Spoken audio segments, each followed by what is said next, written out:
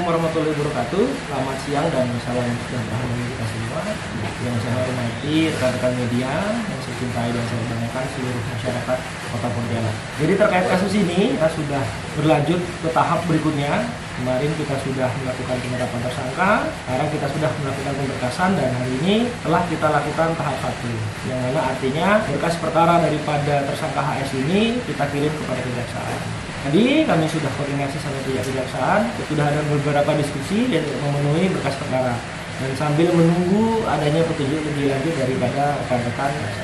Jadi perlu diketahui si tersangka sampai dengan terakhir dia tidak ada mengakui perbuatannya. Namun memang ada beberapa keterangan dia yang menjadi simpul-simpul atau petunjuk-petunjuk bagi kami selaku penyidik.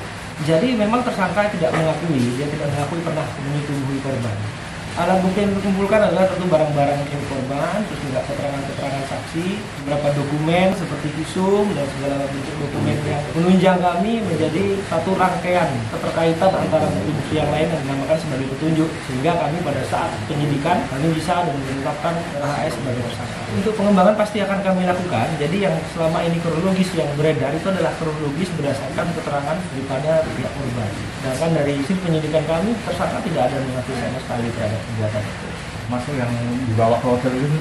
Tidak, dia tidak ada mengakui terhadap tersangka. Seperti yang sudah saya sampaikan sebelumnya, pasal yang kita sangkakan terhadap saudara HS ini adalah pasal 81 ayat 1 Undang-Undang 35/2014 tentang perubahan atas Undang-Undang 23/2002 tentang perlindungan anak. Yang kita lapis di pasal 65 ayat 1 KUH pidana, dan kita lapis lagi dan atau pasal 6 huruf C dan pasal 15 huruf 1 ayat E dan G Undang-Undang 12 tahun 2022 tentang tindak pidana kekerasan seksual.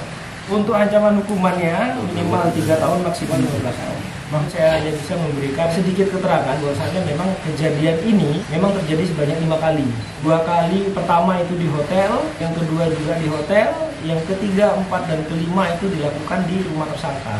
Ini pun berdasarkan daripada keterangan korban itu sendiri.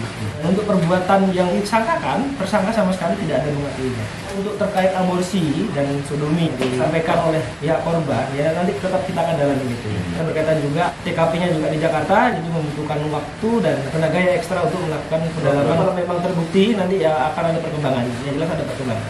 Saat ini berkas perkara sudah kita kirim ke pihak Kejaksaan Negeri Pontianak. Tadi kami juga langsung kirim ke sana, kami diskusi dan saat ini kami sambil menunggu petunjuk daripada pihak Kejaksaan.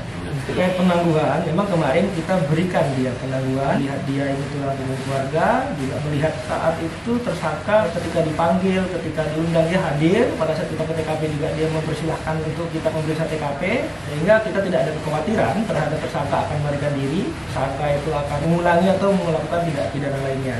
Dan penangguhan ini sudah diatur dalam KUHP, bahwasanya ada penjamin dari istrinya terkait dengan apa-apa yang menjadi persyaratan tadi. Sampai saat ini tersangka masih melaksanakan wajib lapor. Jadi saya ulangi kembali yang sebelumnya sudah pernah saya rilis.